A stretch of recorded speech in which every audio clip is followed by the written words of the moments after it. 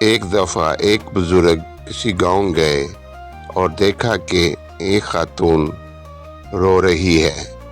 انہوں نے عورت سے رونے کی وجہ پوچھی تو اس عورت نے بتایا کہ اس کی شادی کو 10 سال ہو گئے ہیں مگر ابھی تک کوئی اولاد نہیں ہے۔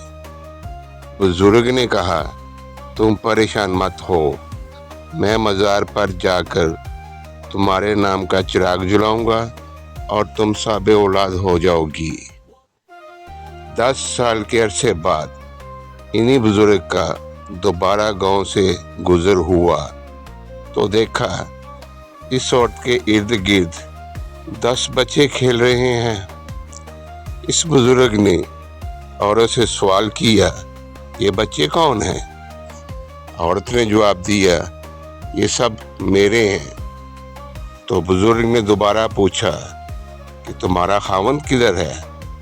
تو عورت بولی، وہ مزار ڈھونڈ کر چراغ بجھانے گیا ہے۔